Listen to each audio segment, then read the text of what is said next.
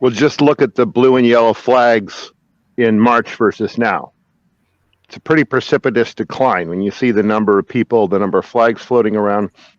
And I think, honestly, and they never existed in like Southern Europe. One of the things that's interesting about wars in North America, and being a North American, I can tell you this, people don't know anything about the place where the conflict is when it starts. And then they start to learn. They pay attention to the history of the place. They watch 100 YouTube videos. They talk to friends who are more informed.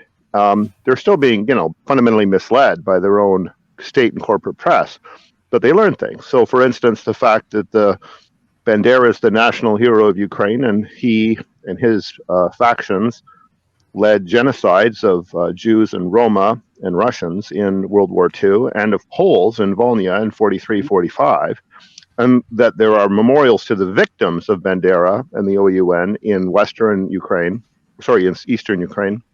Eastern former Ukraine, places now claimed by Russia. That kind of fact comes out. And then when you start to see people on the streets actually declaring themselves to be proud Nazis, and they think that is actually convergent with Ukrainian identity, and then you hear over and over again use of dehumanizing terms like orcs, racist terms, to describe Russians as an ethnicity, not just as invaders. And then that you don't see Russians doing that. It changes minds. That's kind of harsh. I mean, it's always easier to just dehumanize your enemy in a war. And that's not MPs on television in the West. Not MPs on television in the West. Every time Ukrainian MP does that on a North American TV show, they lose a chunk of the population. And I'm telling you, they've lost a majority, and they're not getting it back. No. Canada, my country, is pretty famous for having jumped into World War II in 1939 when it didn't have to, and vast numbers of men volunteered. There was never combat conscription in Canada. And the Canadian identity is largely formed on the battlefields of World War I and II with opposition to genocidal racism as the fundamental thing. Now, that's pretty weird for a country that actually, engaged in genocidal policies against its own natives. But that's the contradiction that is Canada. So when you tell a Canadian that we're on the Nazi side, that's like telling him his whole concept of his country ceased to exist. That's taken very seriously here, despite a very large number of, especially here in Eastern Canada, where I am, where we fought the Battle of the Atlantic.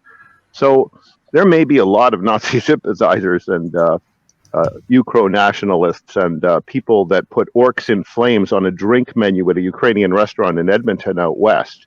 But that sentiment doesn't exist in the East, where we're closer to Europe. And this stuff does really, really matter.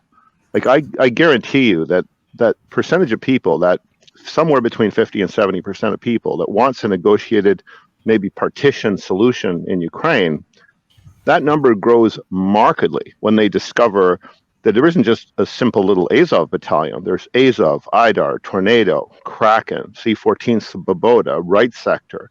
And these guys keep using the patches of Nazi units. These guys keep talking the way that Nazis talked. They have a contradictory definition of who's a Ukrainian based upon Russian Orthodox religion or mother tongue in the household. And this stuff is noticed. I guarantee you this is how North American public opinion has been permanently lost in this war. Nobody in North America would actually, I think, volunteer for a war where invasion of Crimea, which is 90% ethnic Russian, was on the table. And it's actually an elite group in Canada too, including especially Chrysler Freeland, Deputy Prime Minister, that prevented Canada from playing its traditional sort of mediating, peacemaking detente role in the last 7-8 years. We weren't negotiating Crimea because of this absolutist pro-nationalist stance that was reflected by a few people that happen to have power. But it's not a public opinion. The public opinion is genocidal, racist Nazis are inherently much, much worse than anything any communist regime ever did. You can join jihadis, you can join communists, but if you got the wrong parents, you can't join the Nazis. So when they're all physically exterminated, you can talk peace, not before. That's our view of the 1945 and since peace, that Nazis aren't part of it. and they can't be on the map at the end. So when you look at how this thing ends, I don't think it ends with a rump state of Bandera still there. I think it ends with Poland, Hungary, Romania taking back oblasts that used to be in Poland, Hungary, Romania. And I think it ends with, at not even a Belarus class, puppet state that has torn the Bandera statues down and completely rewritten the history that was taught to children in the last 20, 30 years, which is literally Nazi glorification. And I think the whole war, public support of the war in North America kind of fringes on those points. We accepted Yugoslavia being broken up. I think we'd accept Ukraine being broken up. And it's too damn bad that Ukraine chose not to be a multi-ethnic, autonomy guaranteeing provincial structure like Canada.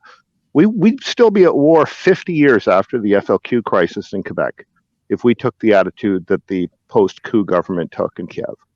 Instead, Quebec was given extreme autonomy by Western standards, and the country's still together. So you turn off that path and you turn onto the Yugoslavia path, I think.